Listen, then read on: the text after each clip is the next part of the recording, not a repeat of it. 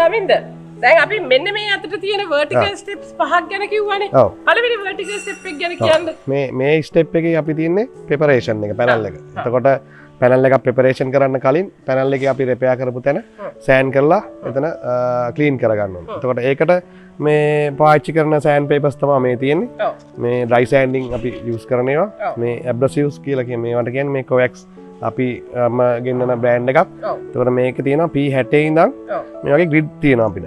P80 120 180 220 240 320. එතකොට මේ වගේ මේ grid use කරගෙන අපිට පැනල් එකේ repair එක අනුව ඒ කියන්නේ paint එකට තීරණය කරන්න පුළුවන් මම කොතනින්ද පටන් ගන්න ඕනේ කියලා.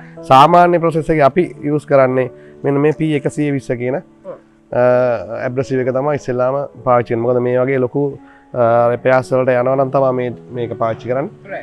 මේ එතකොට අපි මෙතනින් ඉස්සෙල්ලාම මේ P120 කියන මේ abrasive එක use කරලා පැනල් එක sand කරගන්නවා ඉස්සෙල්ලාම. දැන් මේ 60 මේ P60 කියන එක එහෙම ගත්තාම චමින්ද මේක නිකන් මේ බලන්න මේ සද්දේ මේ බොහොම රළුයි නේ. ලොකු ප්‍රමාණයක් මේ එක සැරේ කපා ගන්න පුළුවන් තියෙනවා. ඉතින් ලොකු repair වලට මේක ඕන වෙනවා නේද? ඉතින් මේ වගේ මේ coax කියන බ්‍රෑන්ඩ් එක ගැනත් කියන්න ඕනේ. මේක coax කියන බ්‍රෑන්ඩ් එක චමින්ද ජපානයේම නිෂ්පාදනය වෙච්ච වැලි කොලයක්. ඉතින් මේ වගේ quality sanding paper එක ගැන ඉඳලා අපි concern නිසා තමයි ඔය process එක අර quality නිසා තමයි product එක quality වෙන්නේ. අනිත් එක විශේෂයෙන් කියන්න දැන් ගොඩක් මේ වගේ දැකලා නැතුව ඇති ගොඩක් අය මේ වගේ රවුමක්. සාමාන්‍යයෙන් තියෙන මේ වගේ කොටු කොළනේ. ඒතකොට මේ අපි use කරන්නේ අපේ වෙනම sander machine තියෙනවා.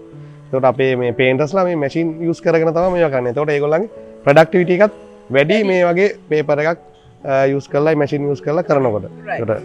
එතකොට මේ චමින්ද දැන් මේකෙන් සෑන්ඩින් කරගන්න ගත්තයින් පස්සේ අර වගේ මම හිතන්නේ ඩිග්‍රීසර් එකක් අපි මේ වගේ කෙමිකල් එකක් යූස් කරනවා. එතකොට ඒ යූස් කරලා ඒ අපි කරපු පැනල් එක ක්ලීන් කරගන්නවා. ඩස්ට් ෆ්‍රී කරගන්නවා. හරි.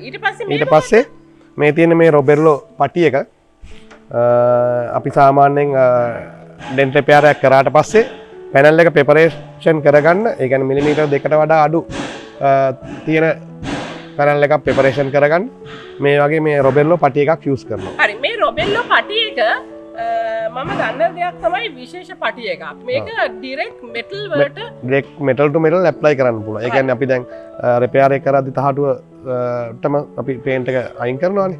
එතකොට ඒකේ තියෙන UV කෝට් එක ඩැමේජ් වෙනවා. හරි. ඒ වගේ වෙලාවට මේක ස්පෙෂලි මේක යූස් කරන්න පුළුවන් ඩිරෙක්ට් ටු මෙටල්. හරි. හැබැයි මේකේ අපි විශේෂ දෙයක් කියන්න ඕනේ මේ පටි එක අපි බොහොම තුනී ලේයර් එකක් ඇප්ලයි කරන්න. දැන් අපි ගොඩක් වෙලාවට චමින්ද අපි ඇක්සිඩන්ට් සමහරක් ඇක්සිඩන්ට් ආවහම කලින් හදපු පැනල්ස් එනවනේ. එතකොට අපි දකිනවා ගොඩාක් ලොකු ඝනකම පටි ලේයර් එකක් තියෙනවා.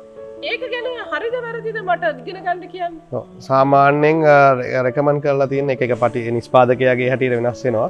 මේ රොබෙර්ලෝ පටි එක අපිට රෙකමන්ඩ් කරලා තියෙන මිලිමීටර් 2කට වඩා ඒ thickness එක දාන්න එපා කියලා පටි එකේ. හරි. එතකොට ඒ කියන්නේ චමින්ද අපි ගොඩාක් දුරට උත්සාහ කරනවා තියෙන මෙටල් එක අර සර්ෆේස් එකේ හැඩය දක්වා හදා ගන්න මුලින්ම. එතකොට ඔයාට අවශ්‍ය වෙන පටි ප්‍රමාණය හරි අඩුයි. එතකොට ඔන්න ඔය ස්ටෙප් එක තමයි අපි පළවෙනි ස්ටෙප් එක විදියට පේන්ටින් ප්‍රොසෙස් එකේදී අනුගමනය කරන්නේ.